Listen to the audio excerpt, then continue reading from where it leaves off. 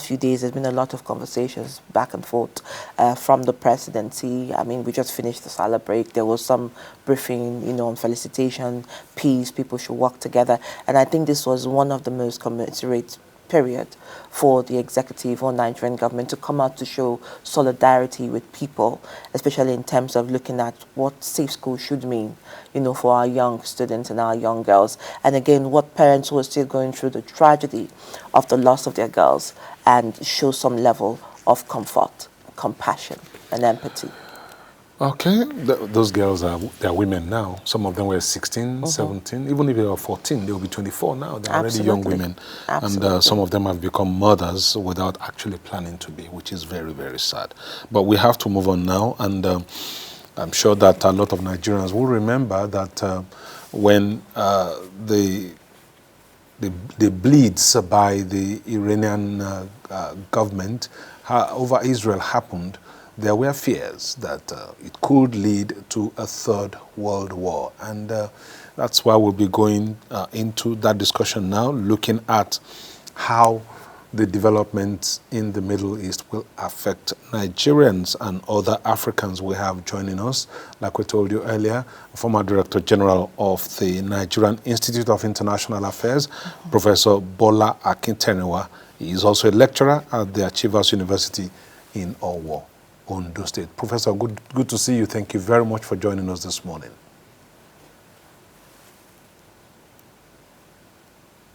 Good morning, Prof. If you could just unmute yourself so that we can hear you.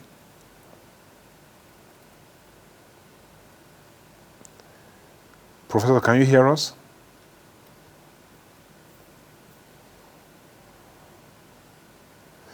Doesn't look like he can hear us. I doubt it. But I'm looking forward to his conversation, really, because, he's wading into these matters, several times, especially looking at the repercussions on what this would mean for Nigeria and Africa as a whole. But I hope that he can. Good morning, Prof. Can you hear us now? Yes, I can hear you. Fantastic. Okay, that's great. Good morning. Good morning. Okay. Good morning, Prof. Good to have you. Thank you. It's a pleasure being with you. All right, so let's begin this conversation in earnest. I know that you're watching what is happening. And, when this happened, at some point I would say, what would Prof be thinking? Is the world edging on to World War III?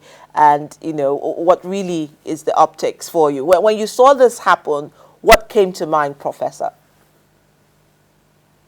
Well, it's just like what the last interlocutor, Olatunji Olanrewaju, if I got the name right, he talked about shattered hope when you asked him that question. And then you talked about, about hope again. And what I'm thinking in terms of developments in Iran, in Gaza, in Israel, I think it is worse than a shattered hope. Why? You are talking about movement towards the Third World War. My opinion is that the Third World War has started already.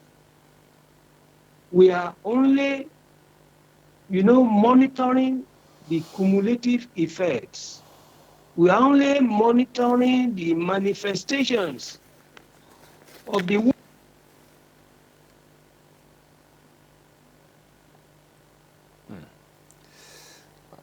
The network is really not friend. Okay, he's back. In this particular case,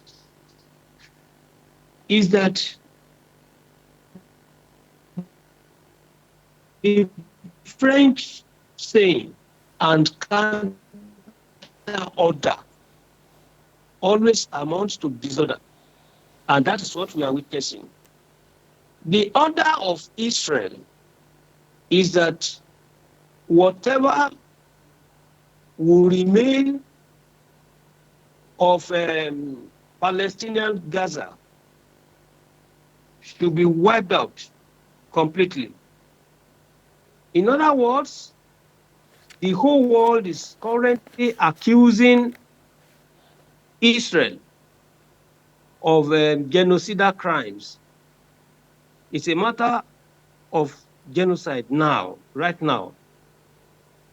But the Arabs, the Palestinians, particularly Syria, Iran, all these countries too are fighting a proxy war. Iran is supporting not only Hamas in Gaza, Iran is giving active support to Hezbollah in Lebanon, and they are all attacking Israel. When you take a look at it, you will think that and the Palestinians. Please, it is more than that. It is now a war between the West, led by the United States, and the Arab world, led by countries like Syria, like, Iran, Iraq, with the active support of Russia in distant away place. So when we are talking about the mondialization, the internationalization of the war, this is precisely what we are witnessing. One, this is the first time Iran will attack Israel directly in an unprecedented manner.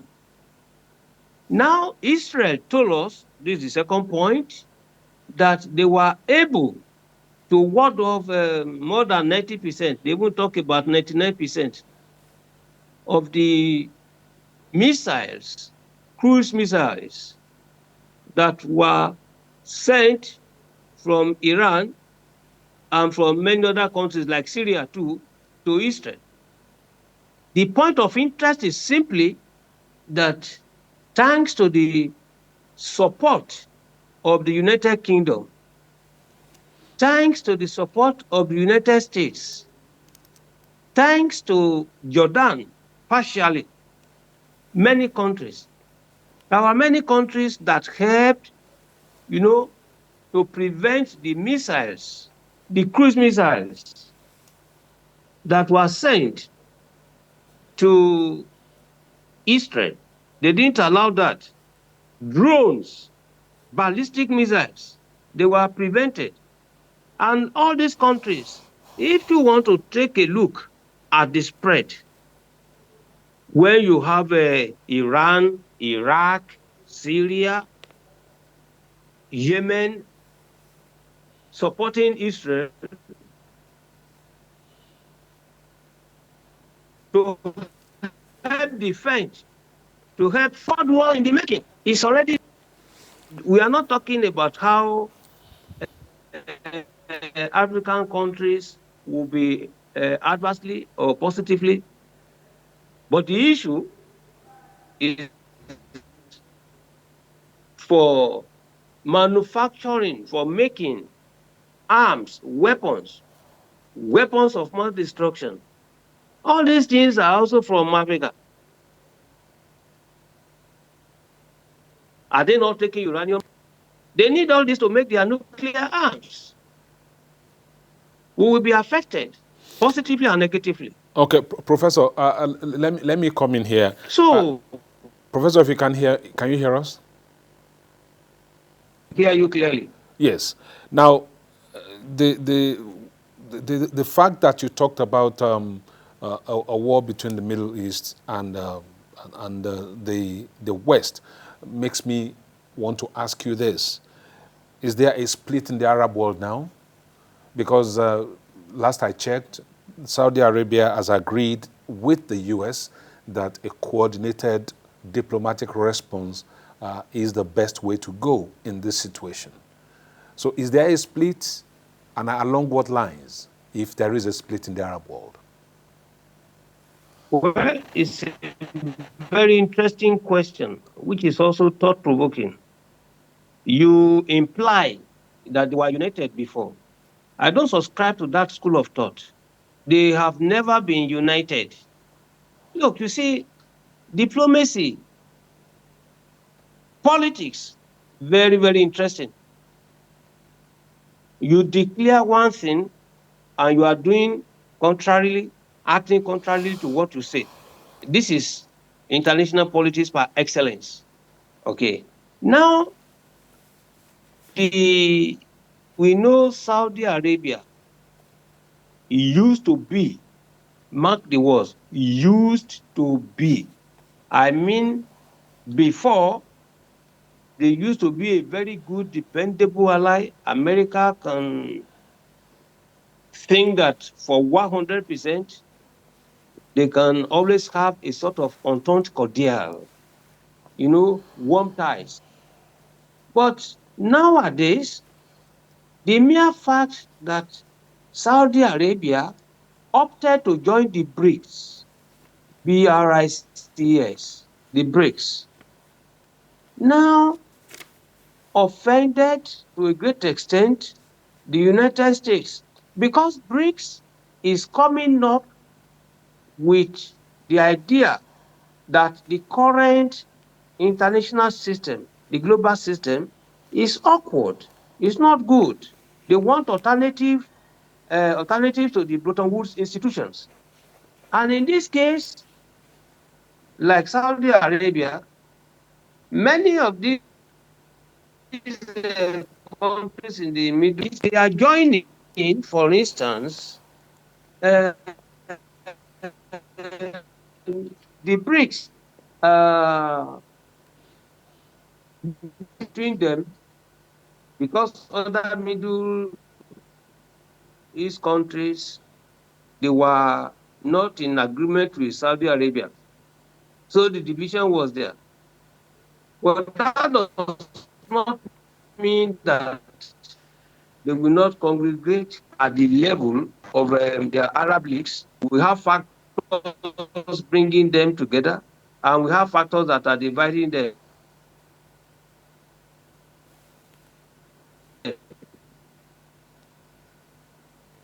Both centrifugal. How do you explain the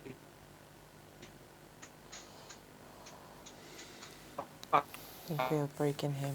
The network is really, really poor. We are struggling to hear you, Prof, if you can hear us.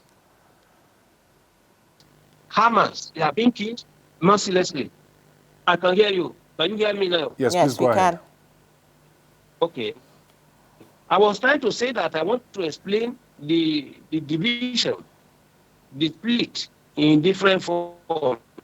I said I will ask the question, how do we explain the fact that Palestinians are mercilessly being killed, genocidally killed, and the Arab world will keep quiet? That might have been a factor that informed your question. But this has been so all along. This has been so all along.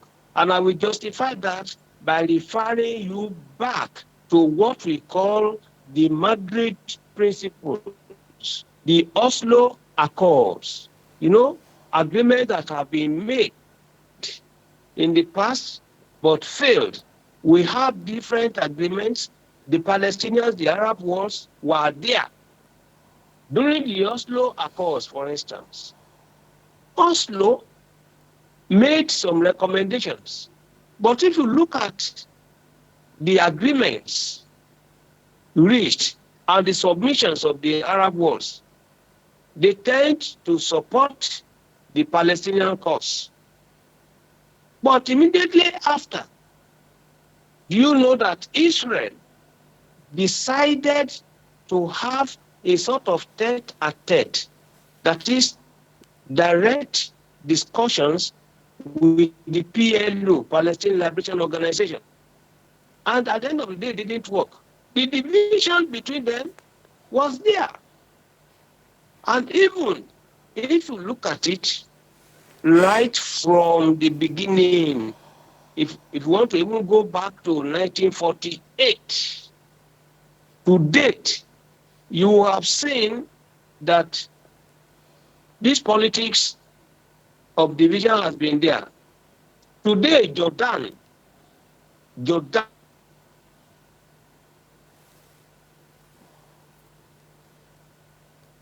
Uh-oh. intercepted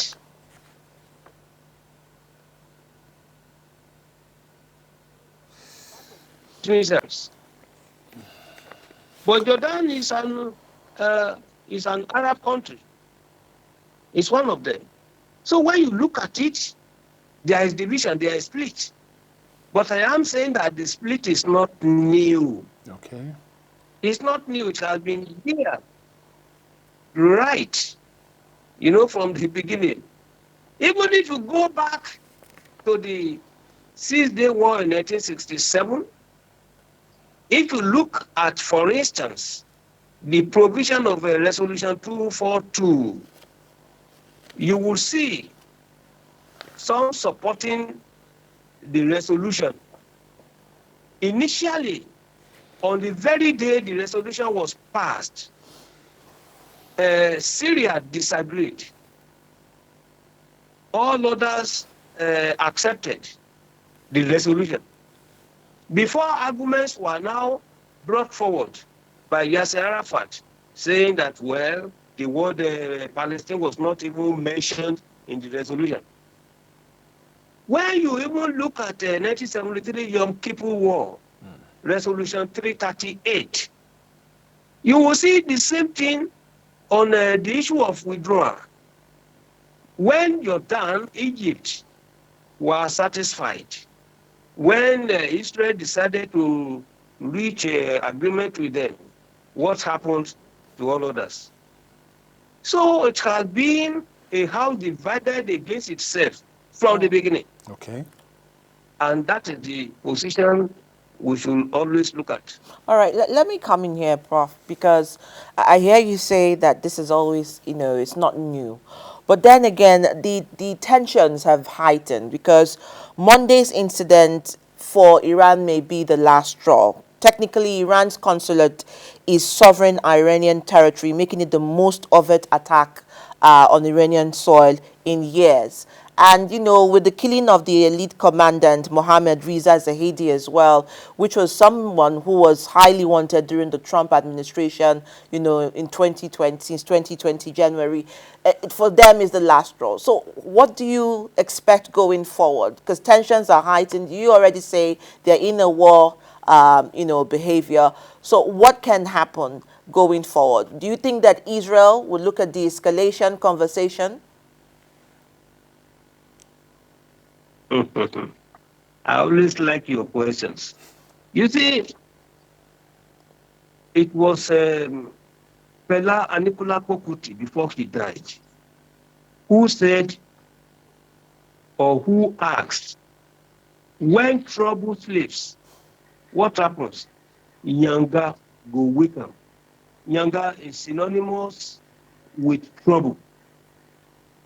Okay? When trouble sleeps and another trouble is trying to wake trouble up, it is complication. What will eventually happen? There are two or three scenarios. For instance, strategically appears to want to drag the United States into it because Israel does not appear to be winning the game. Israel is only winning the battles, but never the war. Never. Israel has succeeded in only killing the internationally protected people, the non-combatants, hospitals, medical doctors, people who are not armed. That's what they have succeeded in doing.